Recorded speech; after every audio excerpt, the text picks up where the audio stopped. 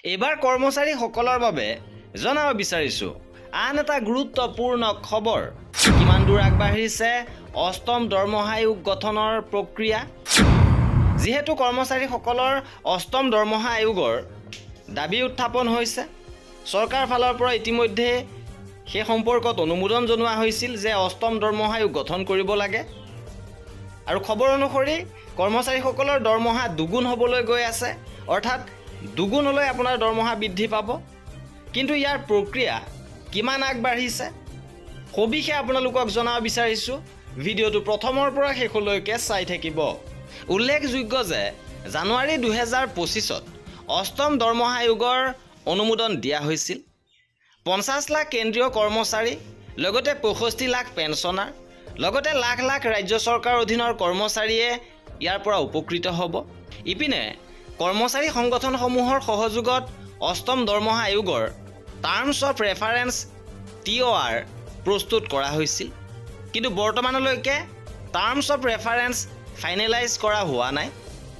লগতে অষ্টম দৰমহা আয়োগৰ মেম্বাৰ এপইণ্টমেণ্ট প্ৰক্ৰিয়াও বৰ্তমান শেষ হোৱা নাই আৰু কমিশ্যনো গঠন হোৱা নাই, অৰ্থাৎ মেম্বাৰ এপইণ্ট হোৱা নাই।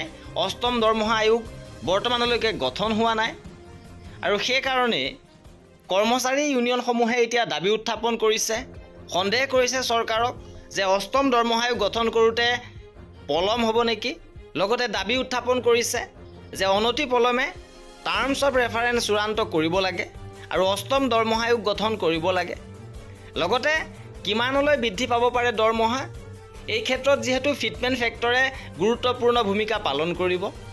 আৰু ফিটমেণ্ট ফেক্টৰৰ ক্ষেত্ৰত সপ্তম দৰমহা আয়োগৰ অধীনত ফিটমেণ্ট ফেক্টৰ আছিলে 2.57, যাৰ অধীনত দৰমহা 7,000 টকাৰ পৰা 18,000 টকালৈকে বৃদ্ধি পাইছিলে। আৰু এইবাৰ 2.86 ফিটমেণ্ট ফেক্টৰৰ সম্ভাৱনা আছে। বহুতো কৰ্মচাৰী ইউনিয়নে যিহেতু দাবী উত্থাপন কৰিছে, বিভিন্ন বিশেষজ্ঞই এই ক্ষেত্ৰত মন্তব্য কৰিছে যে দৰমহা 2.86 হ'ব পাৰে ফিটমেণ্ট ফেক্টৰ।